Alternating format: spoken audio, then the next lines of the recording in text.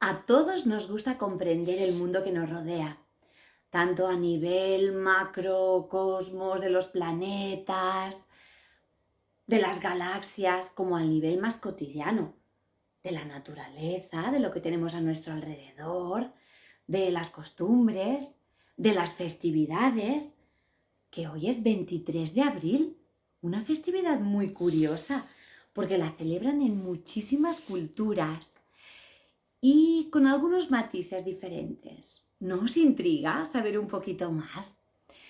Bien, es cierto que en Castilla y León es el Día de los Comuneros, que en otro vídeo también lo quiero desarrollar porque me apasiona el tema. Pero ahora me quería centrar más en San Jorge y el Dragón. El día 23 de abril, sí, es la festividad de San Jorge, la festividad de San Jordi en Cataluña tan importante, y también el día en que se regala una rosa y un libro. ¿Por qué será? No me digáis que nos intriga un poquitito. ¿Os apetece que curioseemos en el baúl de los recuerdos de la humanidad?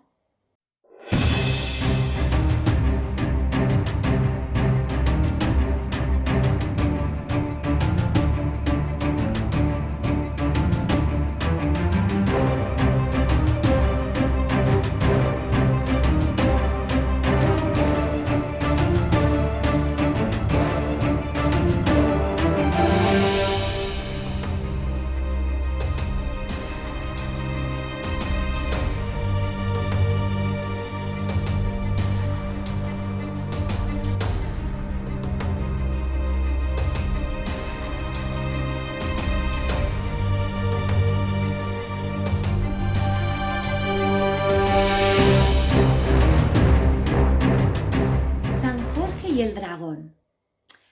¿Pensáis que es un tema cristiano y punto?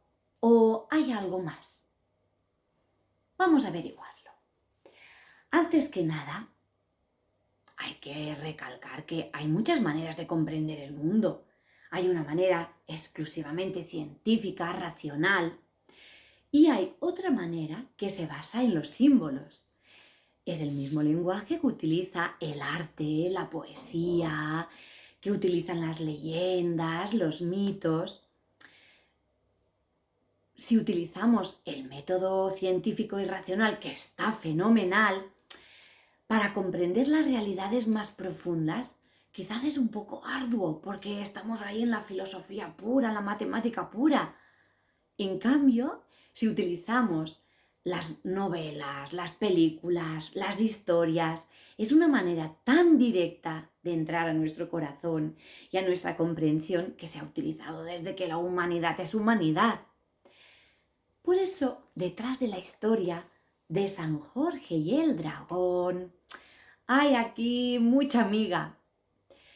Podemos partir del hecho de que Jorge era el hijo de un romano, efectivamente, de un romano, ahí en la antigua Capadocia, muere el padre, el muchacho queda a cargo de la madre, que se lo lleva a Israel, a su pueblo natal, y allí le educan el cristianismo.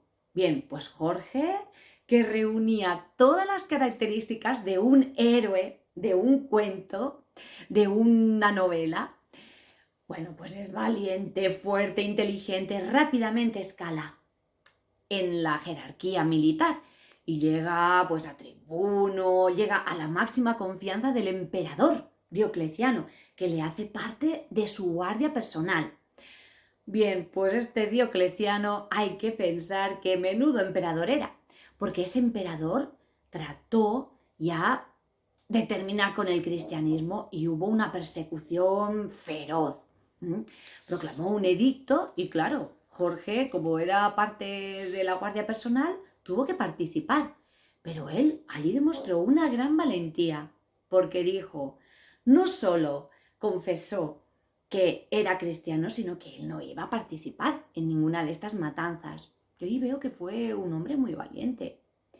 Que eso, fijaos, en otras guerras que han ocurrido, que tanto hemos hablado, ¿no? De los nazis, de los diferentes mandos y soldados que igual es que obedecían, ¿no? Como esa frase tan castellana de, uy, yo ni quito ni pongo rey, solo sirvo a mi señor. No, no, ahí sí que tienes tu capacidad de decisión Entonces Jorge es lo que hizo, se plantó delante del emperador y lo pagó caro, porque primero le sometieron a tortura, luego le decapitaron, pero ahí quedó como un mártir, como un héroe.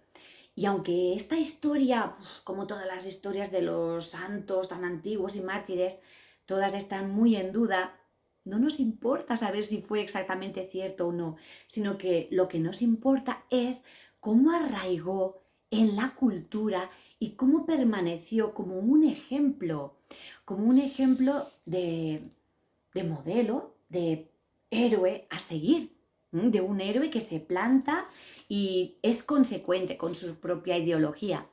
Bien, pues esto pasó hace muchísimo tiempo, porque estamos hablando entre el siglo III y IV de nuestra era.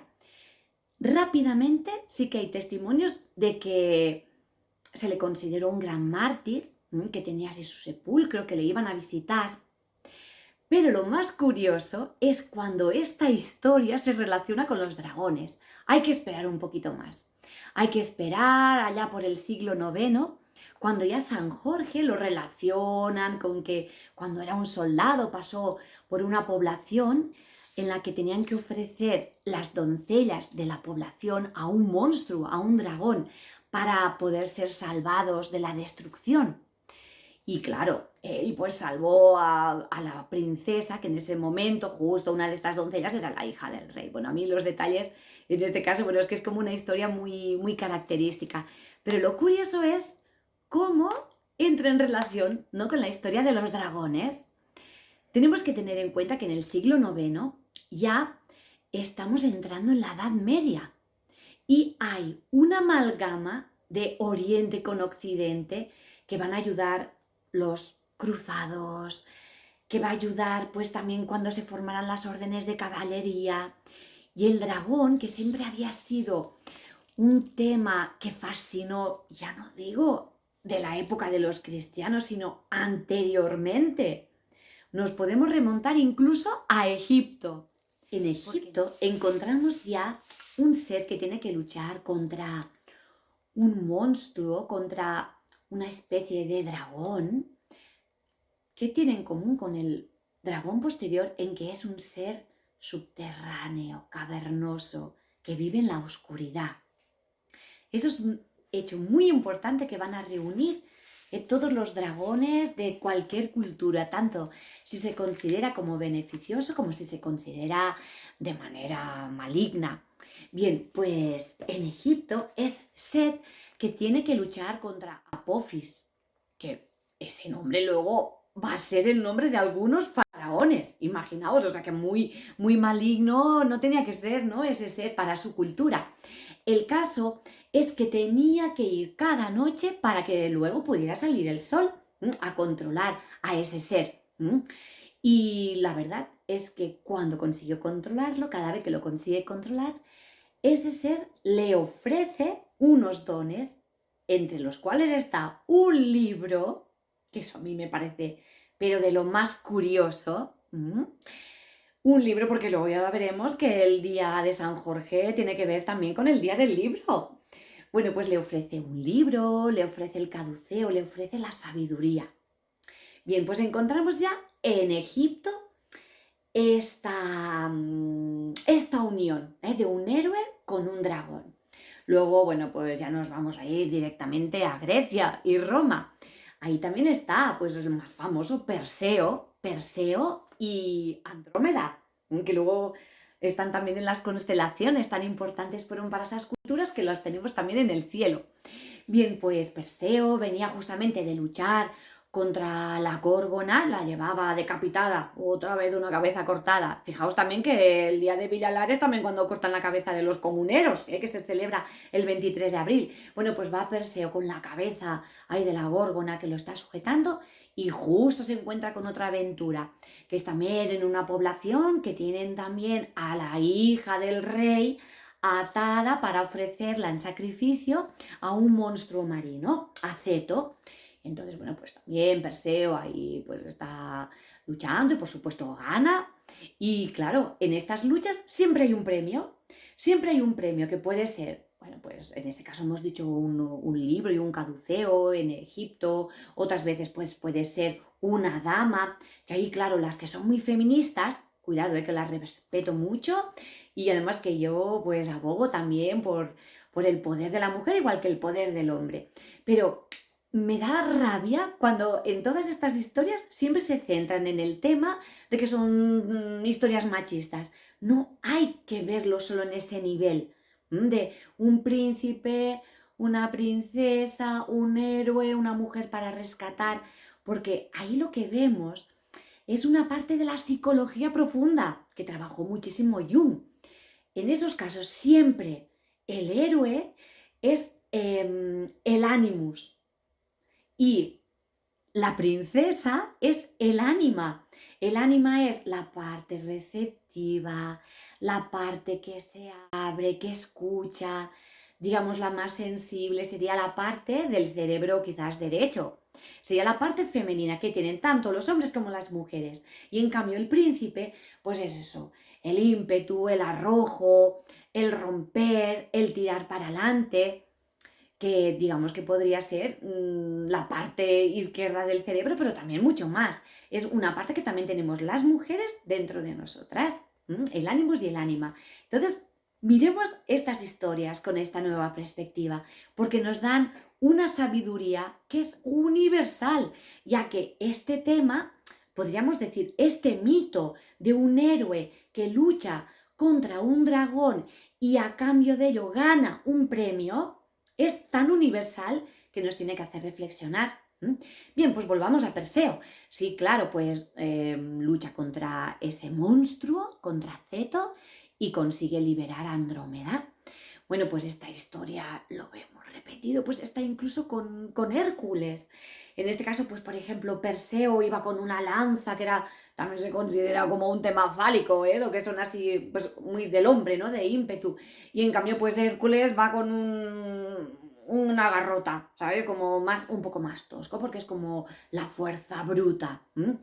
Y entonces él también rescata, pues, a esta ánima, ¿no? A esta que está personificada en una mujer. Está personificada en ese caso, a ver si lo digo bien, con Hesione. Bueno, pues vemos pero muchísimas historias de este tipo, ¿no? Historias de héroes que tienen que vencer a este dragón. Bueno, por ejemplo, la historia de Jasón y los argonautas que tiene que ir a rescatar el vellocino. En este caso es un vellocino de oro. Pues también tiene que luchar contra un dragón en la Cólquida. Bueno, pues podríamos contar muchos casos diversos, pero yo creo que todos vosotros ya os habéis enterado de qué va el asunto. Sí que quería recalcar que en Japón, ¿no? Una cultura que parece tan diferente, también tienen esta historia, este mito, que en este caso es también un dios que tiene que rescatar a una princesa y en ese caso el dragón tiene 8 cabezas y es una historia bastante curiosa que en alguno de estos vídeos me gustaría contaros si os apetece. Susano O y Kushinoda. Kushinoda, Yamata no. Bueno, ve.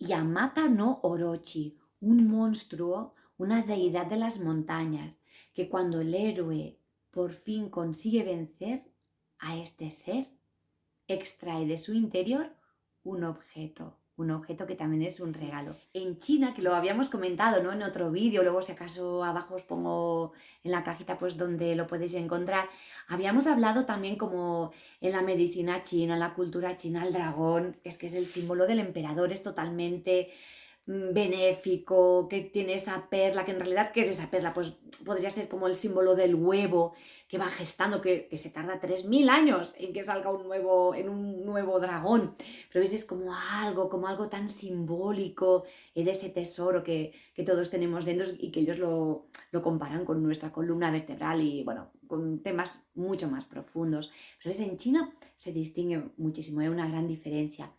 Pero luego, este tema, fijaos, ha salido en muchísimas películas. Porque los dragones, ¿por qué nos fascinan tanto? Seguramente los que son muy científicos lo quieren relacionar con que seguramente los antiguos habían visto cráneos, ¿no? De dinosaurios, tan enormes, ¿no? Que lo habían relacionado con este ser, ¿no? Con este ser tan entre la magia y la realidad, y también porque habían visto aparecer por el cielo meteoritos, porque parece ser que han caído muchísimos en la Tierra, muchos más de los que nos imaginamos. Mira, por ejemplo, el padre de Arturo, de Inglaterra, del rey Arturo, el Pendragón, consideran que cogería ese nombre tras ver un meteorito que cayó fulminante a la Tierra con esa forma de un dragón. Y además, curiosamente, relacionaban los dragones que venían volando con los meteoritos y con el hierro, porque el hierro se considera que está en la Tierra gracias a que ha venido del espacio, a través de los meteoritos.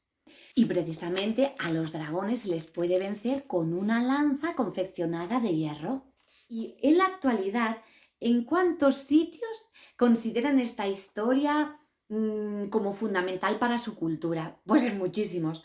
En muchos lugares consideran a San Jorge como su patrono, como un santo muy querido.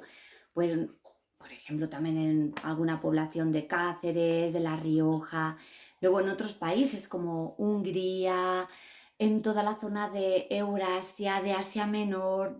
Podríamos aquí detenernos, pero vamos a ir al grano. Mira, os quería contar que en la zona de Serbia y de los Balcanes, San Jorge no se celebra el 23 de abril, sino que lo celebran, en teoría sería 40 días después del equinoccio de la primavera, pero ya se quedó establecido como el 6 de mayo. Entonces es un santo que le consideran el santo verde, porque San Jorge en ese caso, con quien lucha, sí, también tiene que luchar contra un monstruo, pero es el invierno. Entonces, como le gana cada año, entonces trae las lluvias que son tan beneficiosas. Y en ese caso el gran tesoro es la cosecha que te dan esas lluvias, que se considera la fertilidad de los campos. Es un santo que es muy querido por el pueblo gitano, por el pueblo romaní, y para ellos era también, claro, ya terminaba el invierno, había vencido este santo a las inclemencias, a los fríos, y entonces ellos podían de nuevo volver a salir de viaje y estar por los caminos. Es muy bonita una fiesta que ellos tienen, que hay además una canción preciosa, que es Ederlesi, que Goran Grebovich lo plasma perfectamente en una película, en una película, en una película que creo que se llama El cielo de los gitanos. Luego abajo voy a poner un enlace para que lo escuchéis, porque es una canción preciosa y habla de ese espíritu, de la alegría que viene en la primavera. Para que sepáis que también hay un San Jorge verde, en otros sitios lo consideraban también un San Jorge blanco. Por ejemplo, en el país Georgia le tienen de patrón y allí, por ejemplo, le consideran el Jorge blanco, el relacionado con el dios Luno. Bueno, pues de todos los países que hay, también me parece fascinante que lo tengan en gran estima y como patrono también en Etiopía. En Asturias tenían también una imagen muy parecida. Un héroe tiene que luchar contra una serpiente que se llama Cuelebre. Y el héroe, bueno, no sé si lo voy a decir bien, es San Churte, que se parece a San Jordi, ¿no? La palabra. Y es un monstruo que en realidad no es que fuera malo, ya que era un monstruo, un dragón, una culebra gigante que guardaba unas fuentes y también protegía a las chanas, que sabéis que son las brujas. En Francia lo tienen también en gran estima, ya desde el siglo VI, con los merovingios. Y luego, bueno, hoy en día tenemos muchísimas poblaciones que se llaman Saint-Georges. En Aragón, fijaos que incluso formaba parte del adorno de la cimera de los reyes, el dragón, con lo cual no era un ser maléfico. Y veamos ahora la relación que puede tener el dragón con los libros. A mi modo de ver, creo que ha sido casualidad, pero como dicen que las causalidades no existen, porque no os voy a agobiar ahora con datos, ¿no? Pero ya Alfonso XIII quiso poner el día del libro que al principio era en octubre, pero luego lo pasó al 23 de abril, porque dieron por sentado que tanto Shakespeare como Cervantes murieron ese día, en 1616. Pues resulta que ni uno ni otro, porque Cervantes murió el día 22 y le enterraron el día 23. Y bueno, Shakespeare en realidad murió el 3 de mayo, pero según el calendario juliano, sí, era el 23 de abril.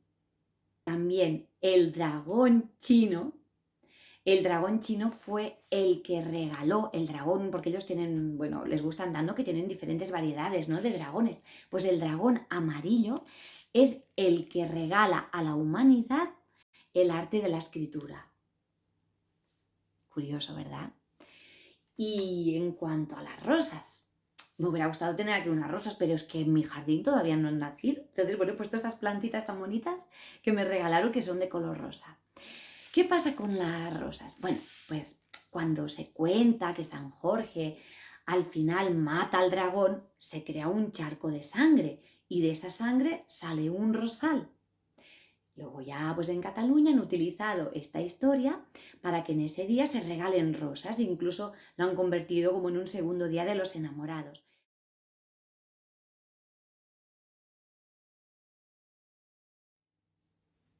Algo que ocurre con las leyendas es que puede haber más de una versión. Fijaos, hay otra leyenda de San Jorge que cuenta que no mató directamente al dragón, sino que ahí participa también esa supuesta princesa tan pasiva que hay que salvarla.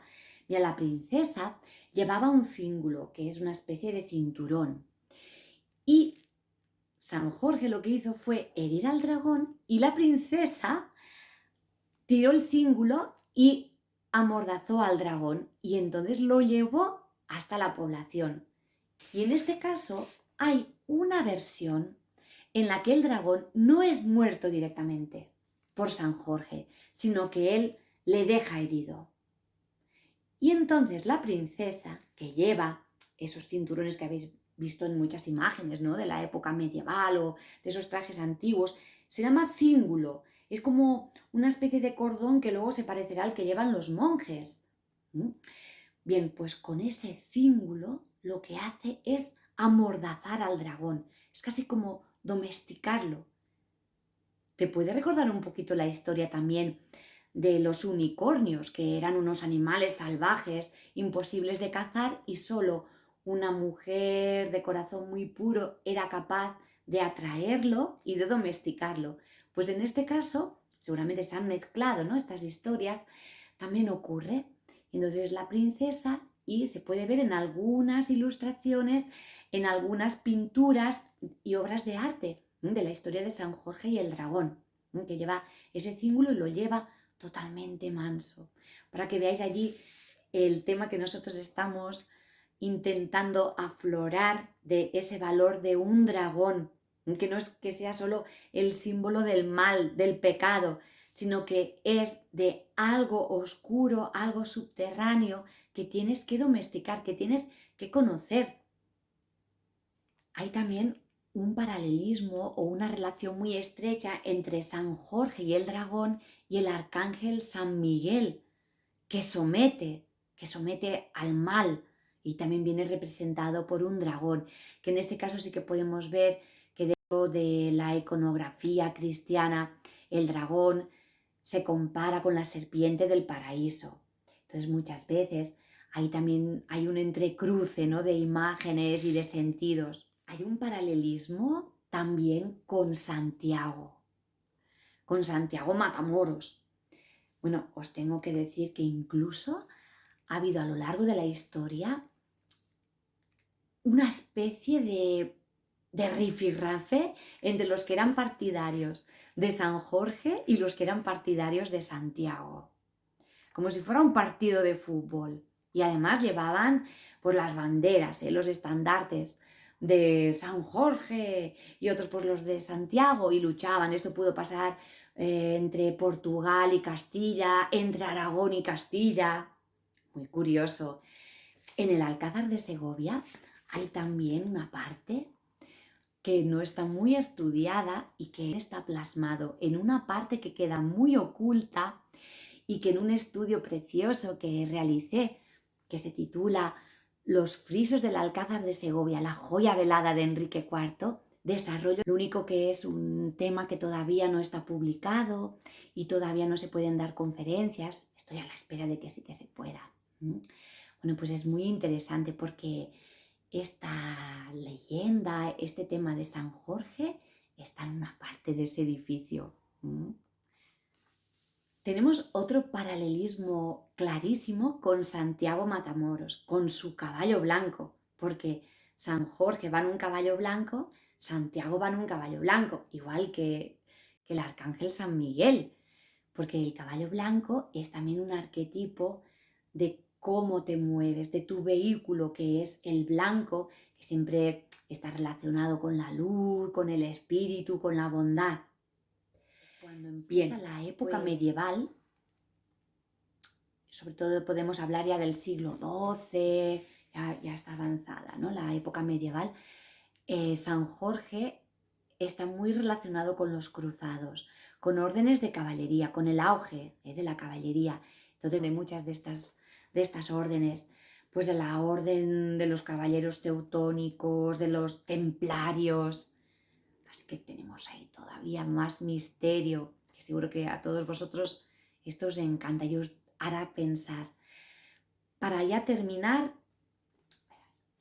vamos a concluir todos estos temas teniendo en cuenta que un dragón es la representación, el arquetipo de la fuerza inconsciente, que si está en la sombra puede hacernos daño, porque es un enemigo que tenemos ahí debajo de la alfombra o en el sótano. Hay que conocer ese ser, ese potencial. Los héroes que han luchado de manera simbólica con estos seres han conseguido vencerle y muchos de ellos han conseguido un premio que ha servido para toda la humanidad, ya sea la escritura, los libros, el caduceo, la sabiduría, un alma receptiva. Eso es precioso. Por otra parte, los alquimistas también han utilizado esta imagen, ¿no? del dragón, que es ese ser cavernoso que vive en la oscuridad, que nos ayuda a crear esa perla, a refinar nuestra energía. Y volviendo a la figura de San Jorge, a mí sí que me inspira porque es eso, es ser consecuente, yo no digo con una ideología política, ni mucho menos, sino si tú crees y dentro de ti tienes unas ideas claras y luego tu entorno hace que tengas que torcerte e irte para un lado y para otro. No, hay que ser valiente y mantenerse firmes. Y es eso. Bueno, pues aquí ya terminó este tema. Espero que os haya gustado, que os haya hecho pensar y ver esta historia de un modo diferente. Que os haya inspirado muchísimo San Jorge y el dragón. Y el dragón sé que os inspira siempre porque seguro que os gusta también, os ha gustado Juego de Tronos, muchas películas donde aparece el Señor de los Anillos. Bueno, a mí me encanta también. En el románico, todos los forofos del románico que aparecen tantos dragones, en la historia de Inglaterra. Pero aparte de eso, que os haya hecho reflexionar sobre esa fuerza primitiva que tenemos dentro, tan poderosa, ese inconsciente, para que aflore, para que lo tengamos, a la vista, para que lo tengamos domesticado, que no sea una bestia que tenemos allí que en cualquier momento nos pega un zarpazo a nosotros y a los que están al lado. Porque si llegamos a domesticar, es lo que decía Platón, con el caballo blanco y el caballo negro, ¿no? Tienes que equilibrarlo. Pues entonces lo único que vas a encontrar son beneficios. Hasta la próxima. Un beso a todos.